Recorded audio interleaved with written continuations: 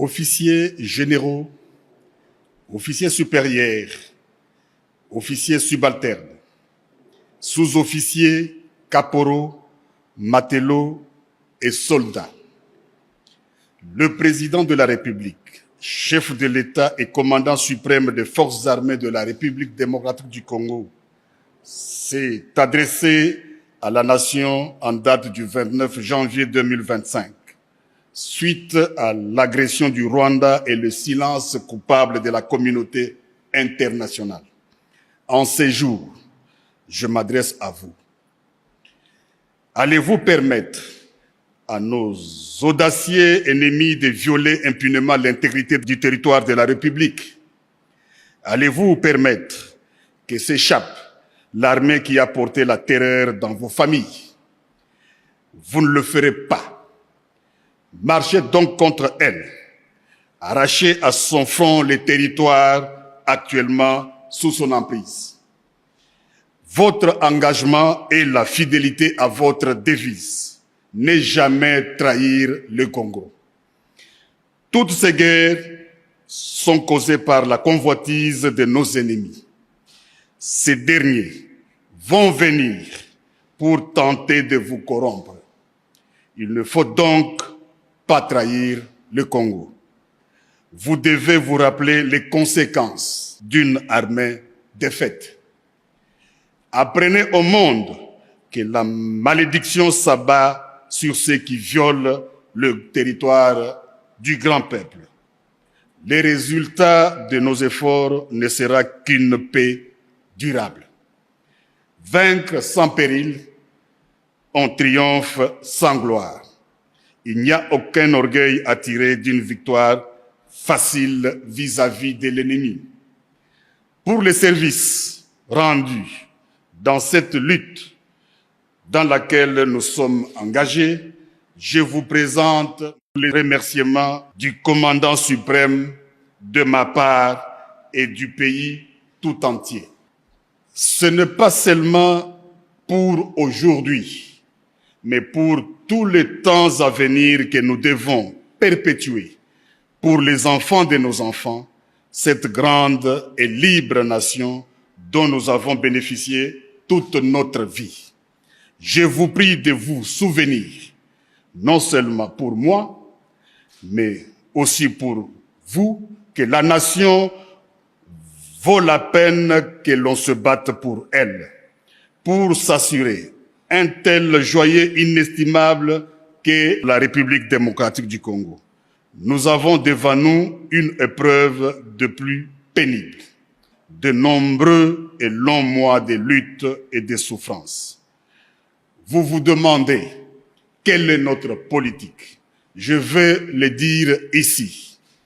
C'est faire la guerre par mer, par terre et par air, de toutes nos forces et avec toute la force que Dieu peut nous donner, de faire la guerre contre la tyrannie monstrueuse, jamais surpassée dans le sombre et lamentable catalogue du crime humain.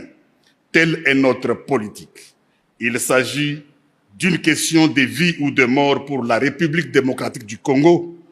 Il s'agit particulièrement de savoir si le peuple congolais restera libre ou tombera dans l'esclavage post-colonial.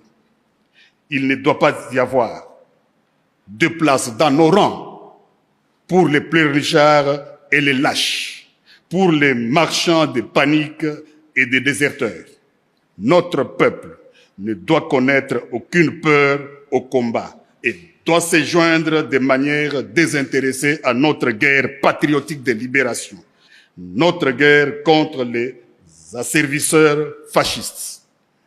Dans la situation actuelle, la crédibilité de notre armée est essentielle.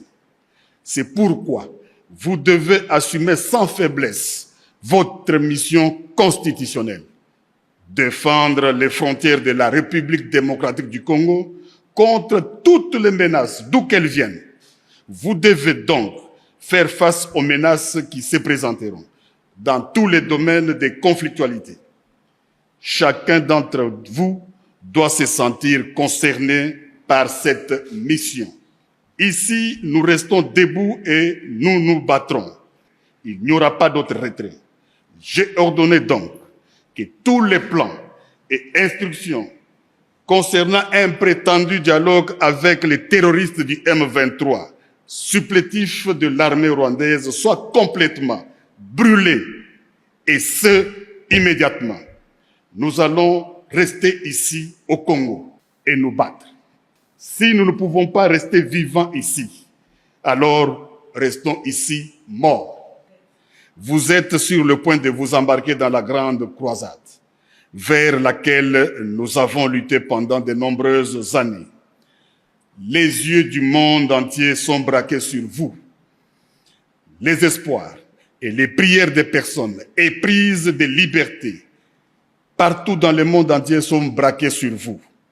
En compagnie de nos courageux alliés et frères d'armes sur d'autres fronts, vous parviendrez à la destruction de la machine de guerre rwandaise, à l'élimination de la tyrannie rwandaise sur le peuple opprimé d'Afrique et à la sécurité pour nous-mêmes dans un monde libre.